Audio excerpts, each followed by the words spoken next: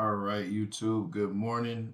This video is actually coming at the request of my mom. Actually, she sent me a video this morning of Terrance Howard's uh, new math, right? And she was like, I want you to make a video talking about the new map that Terrance Howard discovered. She said he released it a month ago.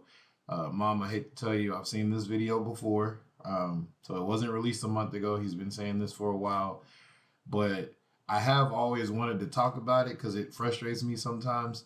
So I'm just gonna cover because he has a lot of things that he says, and maybe I need to learn something new. But I think if you are a casual math person and you just listen to his video, you can kind of be fooled if you don't really understand the basics and fundamentals of math. So I'm going to use those basics and fundamentals to I'm not trying to disprove him. I'm just trying to challenge him to explain it to me more, or challenge someone who believes what he's saying to explain it to me more so I can understand. All right, so these are the 4 points, and I know you're probably seeing this in reverse, that I want to discuss. But one, he talks about multiplying by 1. Two, he talks about adding 0. He talks about the square root of 2, and he talks about dividing by 1. This might be a little hard for y'all to see if I can't. Can I reflect this? But anyway, I'll just try it and we'll see how it works. So first of all, let's talk about multiplying by 1. So Terrance Howard says that the word multiply means to grow, right? That's what the word multiply means. So he asserts, how can you multiply by 1 and still get the same value? I'm using my daughter's markers, guys.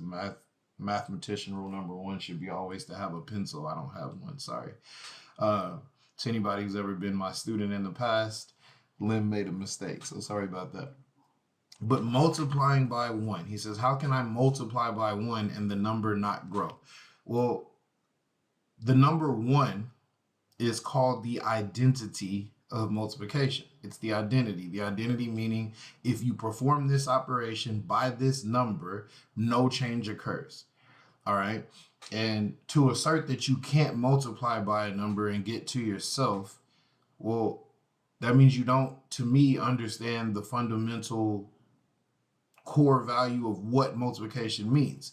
So when I teach my daughter, she just turned 8 and we're learning to multiply. When I teach her to multiply, I say think of groups of. So if I say multiply by a value, I'm saying have this many groups of whatever we're multiplying, right? So let's think about it in terms of money. This is a silver dollar. If I say give me one group of this silver dollar, right, which means I'm multiplying by 1, one group of it means I have one silver dollar, right? That's math. That's multiplying by 1. You have one group of this, so you have that. If I had 2 markers and I said, give me 2 groups of this, then I would now have 4, right? But if I say, give me one group of 2 markers, meaning multiply by 1, I still only have 2 markers. So to me, it's a very simple explanation of why when you multiply by 1, you still get the same number, because you still have that many of it, right? Like I feel like I'm sounding like I'm trying to remediate this, and I'm not, but it's just very simple to me that if I only have one group of something, I still get the same value. One group of 2 is 2, right? One group of 1 is 1. So then he says, well, how can 4 divided by 2 equals 2, which means 2 times 2 is 4, but when I do 2 divided by 1, it's not the same as 1 times 1. Well, first of all, 2 is the square root of 4, which means if I multiply 2 by 2, I'm going to get 4. 1 is not the square root of 2. Right? The square root of 2 is not 1. So I don't understand, like the square root of 9 is 3. So 3 times 3 is 9. The square root of 25 is 5. So 5 times 5 is 25. But the square root of 2 is not 1. So I'm just confused. So when I say divide, right, I'm saying break it into groups of, right? So if I say I start with 4 and he says divide it in 2, right? And I say break 4 into 2 equal groups, it's 2 times 2, right? But if I say 2 divided by 1, right? Break 2 into one group. Well, the only way to break 2 into one group is to keep it one group, which means I still have 2. That's why 2 divided by 1 is not 1. All right? I'm just really trying to understand what he's trying to say. Because if you think about it in terms of groups of, it makes perfect sense. 2 divided by 1 is still 2, right? 4 divided by 2 is 2 groups of 2. This is how I teach it to my daughter, so I'm just trying to teach me something. So now I want to do some math, right? Because he shows this loop of the square root of 2, which is like 1.4 something. I don't know the whole value. 1.41. I mean, I could do it on my calculator real quick. Give me 1 second. Should have had this number ready. But square root of 2, 1.41421. It's this value right here. It's some number, right?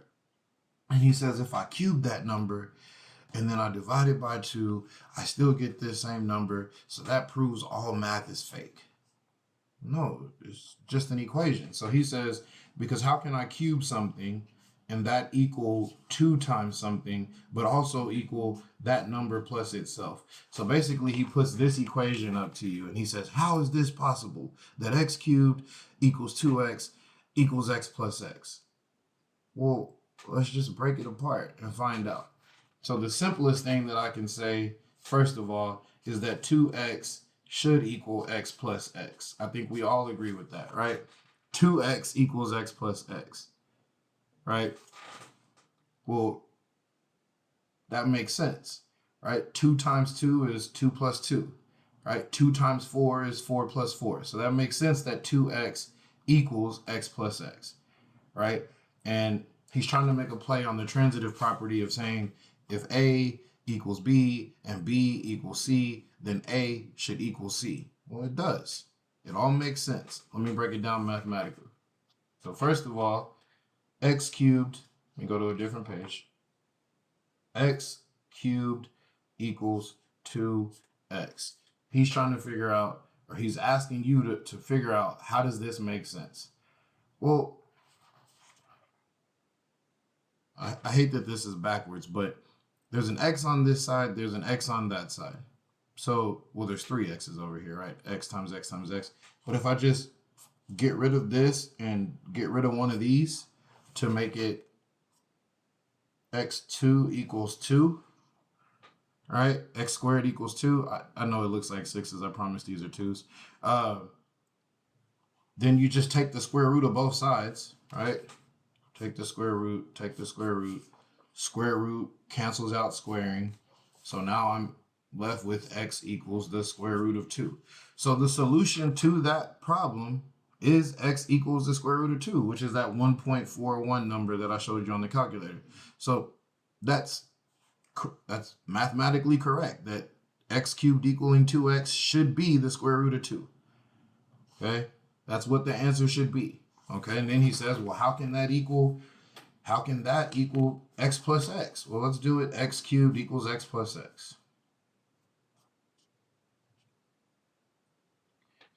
All right, now this is gonna be a little funny to you guys, but whenever we have x plus x, or let's say this was 2x plus 3x, right? I could pull an x out and whatever was left would stay in there. So I'm gonna do that math real quick.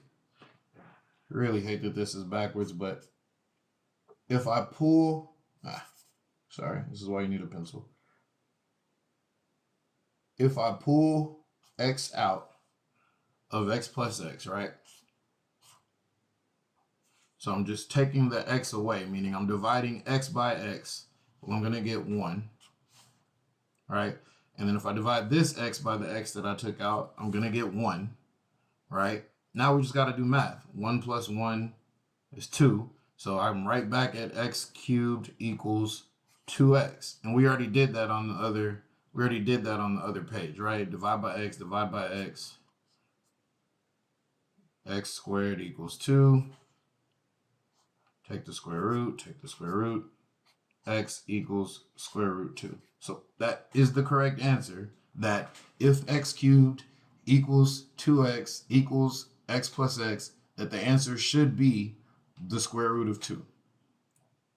So again, I just don't know where the disconnect is. I don't know if he's not understanding that, the identity of multiplication. I don't know if he's not understanding the identity of division, but that is why you have that loop at the square root of 2. That is why when you multiply by 1, you still get the same number, right? Remember, we go back to one group of this is still that number. Two groups, if I said multiply this by 2, now I have two groups of 2, which is equal to 4. What else did he say? He said, how can you add 0 and still get to the same number? Okay, well, I have 4 markers, right? If I don't add anything to them, because he's like, adding means to grow. Okay, but if I don't add anything, 0 means nothing, right? So if I don't add anything, I still have 4. Again, it's the identity of addition. If it's also the identity of subtraction. If I take away 0 from this, I still have 4. So as a mathematician, I don't consider myself a genius or anything, but I think I understand math pretty well. What he's saying is like breaking the foundation of math, to me, means you're not really getting down to what the foundation of math is. Because if you explain multiplication as groups of, it makes perfect sense. Leave comments, write reviews. Somebody teach me how to reverse the camera so that where you can see what I'm writing correctly. But I don't understand the new math that he's trying to present, or that he's presented a long time ago. To me, math is still sound. Math is the only thing that follows rules. That's what I always say. Math is all I know. Peace out.